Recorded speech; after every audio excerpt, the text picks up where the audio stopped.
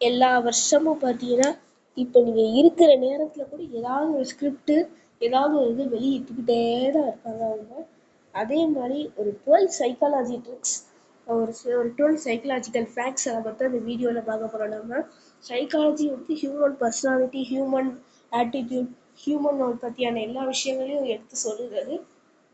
இப்போ நீங்கள் நடக்கிறதுலேருந்து நீங்கள் போகிற லுக்கு அது வரைக்கும் எல்லாமே நீங்கள் கரெக்ட் பண்ண வேண்டிய ஒரு சில பேருக்கு அந்த மாதிரி இருக்கும். ஸோ இன்னும் 12 சைக்காலஜி ட்ரிக்ஸை நிறைய பேர் யூஸ் பண்ணி உங்களை வந்து பார்த்தீங்கன்னா ஒரு ஏமாந்து எல்லாம் ஆக்கிடுறாங்க அவங்கள. ஸோ அதே மாதிரி நீங்கள் இந்த இதை தெரிஞ்சு வச்சுட்டா நீங்களும் ஒரு அறிவாளியாக இருப்பீங்க. ஸோ அந்த 12 psychological tricks. What hurts the most? ஃபிசிக்கலாக, மென்டல் பெயினா? நிறைய பேருக்கு ஒரு கொஸ்டின் இருக்கும், எது பாடி பெயினா சோஷியல் பெயினா? அது எப்படி இருக்கும் தெரியுமா உங்களுக்கு? உங்களுக்கு யாராவது உங்களை அடிச்சு போட்டால் அது எப்படி இருக்குமோ அதே ரவுடியெல்லாம் எப்படி உங்களை அடிச்சு போடுவாங்களோ அதே மாதிரி தான் இருக்கும் அது. ஒரு சோஷியல் பெயின் அப்படிங்கிறது இப்போ ஃபார் எக்ஸாம்பிள் நீங்கள் ஏதாவது உங்களுக்கு பிரேக்கப் ஆகிடுச்சு அப்படின்னா அது வந்து அந்த பெயினுக்கு சமம். ஸோ அதுவும் பார்த்தீங்கன்னா நீங்கள் இனிமேல் ஒப்பிடக்கூடாது. சோஷியல் பெயின் நீங்கள் நிறைய இது கொடுங்க, நீங்கள் முக்கியத்துவம்.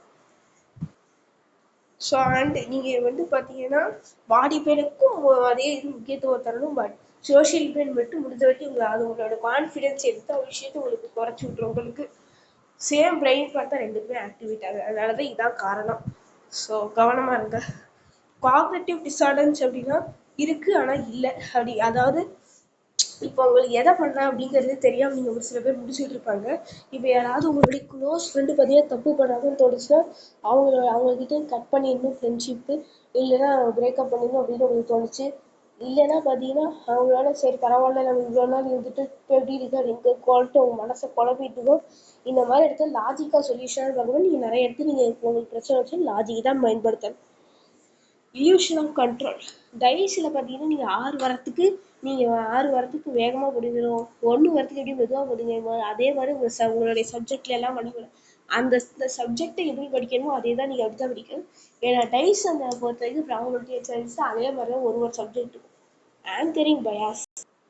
இப்போ நீங்கள் ஏதாவது ஒரு 10,000 ரூபா வாட்சுக்கு முன்னாடி ஏதோ 2,000 ரூபா வாட்சை பார்க்குறீங்கன்னா அந்த 10,000 ரூபாங்கிறது உங்களுக்கு ஆங்கர் மாதிரி தெரியும்.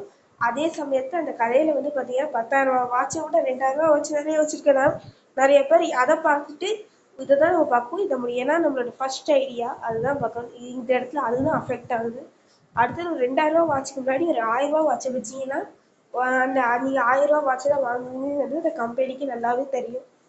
ஸோ ஃபர்ஸ்ட் ஐடியா தான் நம்மளை கண்ட்ரோல் பண்ணிக்கணும்னா எப்போவுமே ஒரு செகண்ட், தேர்டு, ஃபோர்த்து அப்படின்னு மீதி இருக்கிற ஐடியாஸே மக்கள் பார்த்தோட இந்த விஷயத்தை டிசைட் பண்ணக்கூடாது. அடுத்து அஃபெக்டிவ் ப்ரைமரி ஹைபாத்தசிஸ். நீங்கள் முதல்ல ஏதாவது ஒரு விஷயத்த நீங்கள் உங்களுக்கு அடிபட்டுச்சுன்னா அதை நீங்கள் முதல்ல உணர்வீங்க. அதுக்கப்புறம் தான் உங்களுக்கான இது அப்படிங்கிறது தெரியும். அப்புறம் இந்த feel first and think later. அப்புறம் தான் உங்களுக்கு அந்த இதுவே வரும். இப்போ நீங்கள் ஏதாவது ஒரு தனியாக ஏதாவது ஒரு இடத்துக்கு போயிருக்கீங்கன்னா ஃபஸ்ட்டு ஏதோ இருக்குதுங்கிற மாதிரி உங்களுக்கு நீங்கள் ஃபீல் பண்ணுங்க, அதுக்கப்புறம் தான் அதை பற்றி திங்க் பண்ணுவீங்க. இதே நீங்கள் தெரிஞ்சு வச்சுக்கோங்க. எமோஷன் தான் எப்போவுமே first. Mirror neuron. So mirror நியூரானை பொறுத்த வரைக்கும் ஒரு சில பேருக்கு கெட்ட பழக்கம் இருக்குன்னா அந்த கெட்ட பழக்கத்தையே நீங்கள் அவங்க இன்னொருத்தங்க கிட்ட அவங்க பெஸ்ட் ஃப்ரெண்டாக இருந்தாங்கன்னா கற்றுப்பாங்க. இப்போ நீங்கள் பார்த்தீங்கன்னா இப்போ ஒரு பெட்ஸ் எல்லாம் இருக்குன்னு வச்சுக்கோங்க, அதோடைய ஓனர்ஸ் என்ன பண்ணுதோ அதே தான் அதுவும் பண்ணும். ஸோ இது நீங்கள் பண்ணக்கூடாது. உங்களுக்கு நல்ல பழக்கம் இருந்தால் மட்டும் இந்த மிரர் நியூரான மெத்தட் நீங்கள் பண்ணணும். So fundamental attribution error. மற்றவங்க உங்களோட சுற்றி முற்றி இருக்கிறவங்கள மட்டும் நீங்கள் பர்சனாலிட்டி வச்சு இது டிசைட் பண்ணுறீங்க. உங்களை மட்டும் சுச்சுவேஷனுக்கு ஏற்ற மாதிரி டிசைட் பண்ணுறீங்க. இப்போ ஏதாவது ஒருத்தவங்களுடைய பைக்கை ஓவர்டேக் பண்ணிட்டு போய் காரு உங்களோட பைக்கை ஓவர்டேக் பண்ணிட்டு போனால் நீங்கள் அதை பார்த்துட்டு பேசாமல் நீங்கள் பாரு எவ்வளோ வேகமாக போகிற அதே மாதிரி நீங்கள் போடுங்க அப்படின்னா நீங்கள் பார்த்துட்டு எனக்கு வந்து லேட் ஆகுது அதனால தான் இப்படி குறைஞ்சிருக்கீங்க. இதை மாதிரி நீங்கள் பண்ணக்கூடாது.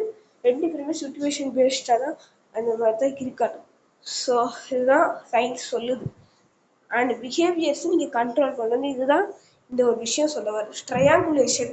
இப்போ ஏதாவது உங்களுடைய ஃப்ரெண்டு வந்து பார்த்தீங்கன்னா நீங்கள் உங்களுக்கும் ஏதாவது உங்களோட பெஸ்ட் ஃப்ரெண்டுக்கும் ஏதாவது சண்டை இருக்கும்போது அந்த ஏதாவது ஒரு பேரண்ட்ஸ் அந்த மாதிரி இருக்கும்போது அவங்க உள்ளே போந்து அதை இன்னமும் பெருசாக்க பார்ப்பாங்க.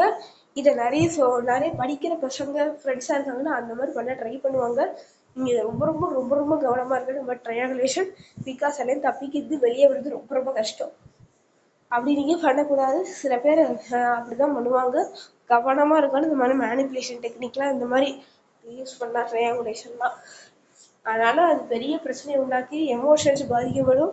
சேடு அது இதுன்னு நிறைய உங்களுக்கு பிரச்சனையாக வரும் உங்களுக்கு. அதனால் கிளியராக இருங்க. அடுத்தது பார்த்தீங்கன்னா டன்பர்ஸ். நம்ம எந்த ஒரு விஷயத்துக்கும் எனர்ஜி இல்லை, அது இல்லைன்னா வேலை எதுவுமே செய்ய முடியல, இல்லை அந்த விஷயம் இல்லைன்னா எதுவுமே செய்ய முடியாது நான் நினைக்கிறீங்க. இப்போ உங்ககிட்ட ஹார்ட் ஒர்க் இல்லை, நீங்கள் ஸ்மார்ட் ஒர்க் யூஸ் பண்ணால் ஸ்மார்ட் ஒர்க் இல்லைன்னா ஹார்ட் ஒர்க் யூஸ் பண்ணாது. இந்த மாதிரி நம்ம இப்படின்னு வச்சுக்கோங்க. ஸோ அடுத்தது பார்த்தீங்கன்னா dogs can reveal owners personality. ஒரு டாகாக இருக்குன்னு வச்சுக்கோங்களேன், அது அந்த ஓனர் கோவப்படுறாருன்னா அந்த ஒரு டாக் பார்த்தீங்கன்னா அதுவும் அதோடைய இதை ரிஃப்ளெக்ட் பண்ணும். இதுதான் வந்து இது. ஸோ அடுத்தது பார்த்தீங்கன்னா ரெமினன்ஸ் பம்ப். இந்த மாதிரி சைக்காலஜி ஃபேக்ட்ஸ் நம்ம தெரிஞ்சுக்கிட்டு வரோம் நம்ம. ஸோ இதெல்லாம் ஜஸ்ட் ஃபேக்ட் தான். நீங்கள் உங்களுக்கு வேணும் இதை கரெக்ட் பண்ண முடியாத மட்டும் நீங்கள் கரெக்ட் பண்ணுங்க. அதெல்லாம் நான் சொல்லிக்கிறேன். அடுத்தது பார்த்தீங்கன்னா ரெமினிசன்ஸ் பம்ப் நம்ம சொல்லியிருந்தோம். நீங்கள் ஒரு ஸோ நீங்கள் என்ன உங்களுடைய ரீசெண்ட் இன்சிடென்ட்ஸ் உங்களுக்கு என்ன நினச்சோ எல்லாம் ஞாபகம் இருக்கும். ஆனால் 1 year பிஃபோர் சைல்டுஹுட் அதெல்லாம் கேட்டால் உங்களுக்கு ஞாபகம் இருக்காது.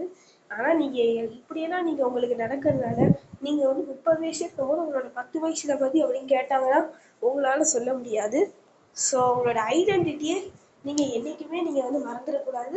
நீங்கள் வந்து ஏதாவது விஷயத்த மறந்தாலும், உங்களோட சைல்ட்ஹுட் டேஸை மறந்தாலும், ஏன் ரெமினிசன்ஸ் பம்ப் நடந்தாலும். So first and day dreamers are more creative. Day ட்ரீமர்ஸை முதல் கனவு காணாதே அப்படின்னு சொல்லுவாங்க. அடுத்து ஆனால் கிரியேட்டிவ் அண்ட் சூப்பர் பவர் இது உங்களுக்கு தானே உங்களுக்கு கிடைக்குது. அதனால எப்போவுமே பகல் கனவு காண்டாதீங்க. ஸோ நீங்கள் எப்பயாவது உட்காந்து ஏதாவது ஒரு வானத்தை பார்த்து ஏதாவது ஒரு பார்க்கும்போது உங்களுக்குள்ள நிறைய ஐடியாஸ் வரும். இல்லை நீங்கள் சும்மா உட்காந்துருக்கும் போது உங்களுக்கு ஏதாவது தோணும். அப்போது அது உங்களை ஒரு சும்மா உட்கார விடாது. சும்மா உட்காரதுங்கிறது உங்களுடைய மூளைக்கு பிடிக்காது, ஒரு சில பேர் மூளை தவிர. அதனால தான் நம்மளுடைய ஜெரோமி லைசெங்கர் ஸோ அவர் பார்த்தீங்கன்னா ஒரு புக் எழுதியிருக்கா டே ட்ரீமிங் அண்ட் ஃபேண்டசி. அந்த புக்கை பார்த்தீங்கன்னா நீங்கள் டவுன்லோட் பண்ணி பார்த்துக்கோங்க. அது உங்களுக்கு யூஸ்ஃபுல்லாக இருக்கும். இதனால தான் சொல்கிறாங்க நம்மளுடைய மூளையில் வந்து டிஃபால்ட் மோடு நெட்ஒர்க் அதில் ஒர்க் ஆகுதுங்கிறதுனால தான் நீங்கள் எப்போயாவது சிம்பிளாக இருக்கும்போது மட்டும் அந்த மூளை வந்து பார்த்தீங்கன்னா இதுவாக இருக்கும். ஸோ தெரிஞ்சு வச்சுக்கோங்க. ஸோ இந்த வீடியோக்கு லைக், ஷேர், கமெண்ட், சப்ஸ்கிரைப் பண்ணிங்க. இந்த சைக்காலஜி ட்ரிக்ஸை தெரிஞ்சிருப்பீங்கன்னு நினைக்கிறேன். தேங்க்யூ.